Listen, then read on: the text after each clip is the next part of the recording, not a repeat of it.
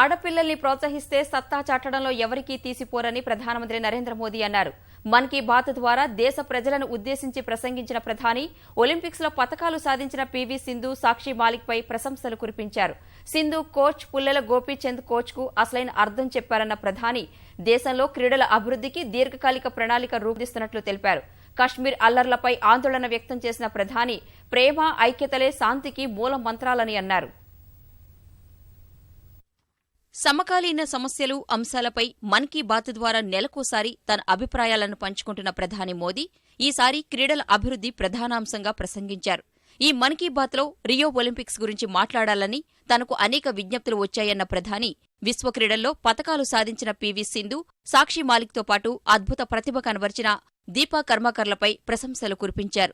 ఒలింపిక్స్లో సత్తా చాటిన వారంతా ఆడపిల్లలేనని గుర్తు చేసిన ప్రధాని ప్రోత్సహిస్తే ఎవరికీ తీసిపోమని నిరూపించారని ప్రధాని కొనియాడారు. वैसे जब भी मन की बात का समय आता है तो माई गॉव पर या नरेंद्र मोदी ऐप पर अनेक सुझाव आते हैं, लेकिन मैंने देखा कि इस बार तो ज्यादातर हर किसी ने मुझे आग्रह किया कि रियो ओलंपिक के संबंध में आप जरूर कुछ बातें करें और देश के प्रधानमंत्री पर दबाव करना कि इस पर कुछ बोलो, मैं इसको एक बहुत सकारात्मक देख रहा हूँ।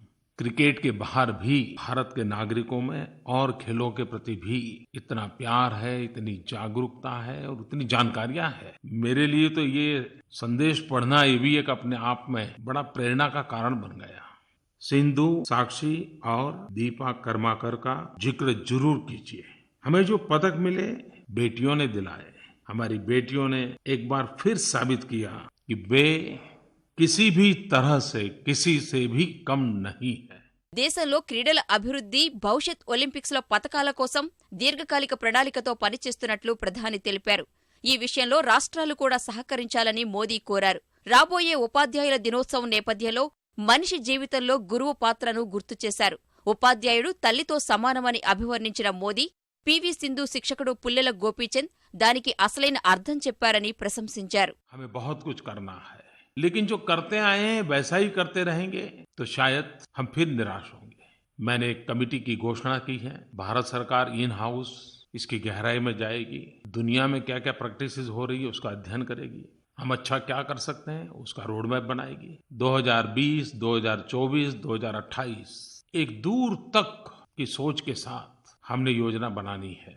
मैं राज्य सरकारों से भी आग्रह करता हूं कि आप भी ऐसी कमेटियां बनाएं और खेल जगत के अंदर हम क्या कर सकते हैं। राज्य अपने एक खेल, दो खेल पसंद करें, क्या ताकत दिखा सकता है कि वे भी एक निष्पक्ष भाव से ब्रेनस्टॉर्मिंग करें।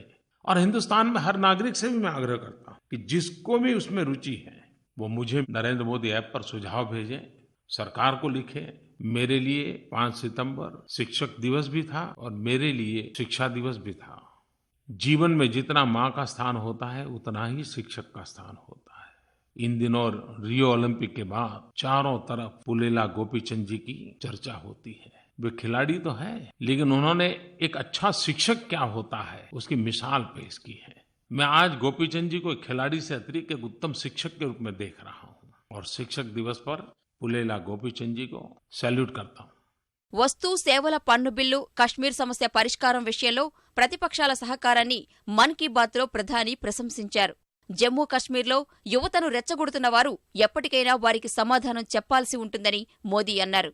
जो लोग इन छोटे छोटे बालकों को आगे करके कश्मीर में अशांति पैदा करने का प्रयास कर रहे हैं, कभी न कभी उनको इन निर्दोष बालकों को भी जवाब देना पड़ेगा. मेरे प्यारे देशवासियों, देश बहुत बड़ा है, विविधताओं से भरा हुआ है. विविधताओं से भरे हुए देश को एकता के बंधन में बनाए रखने के लिए नागरिक के नाते, समाज के नाते, सरकार के नाते हम सबका दायित्व है. సంపన్నులు రాయితీ గ్యాస్ కనెక్షన్లు వదులుకోవడం, గంగా శుద్ధి, మరుగుదొడ్ల నిర్మాణంపై ప్రజల స్పందనను ప్రధాని ప్రశంసించారు. రానున్న గణేష్ ఉత్సవాల్లో పర్యావరణ పరిరక్షణకు ప్రజలంతా మట్టి వినాయక ప్రతిమలనే ప్రతిష్ఠించాలని ప్రధాని పిలుపునిచ్చారు.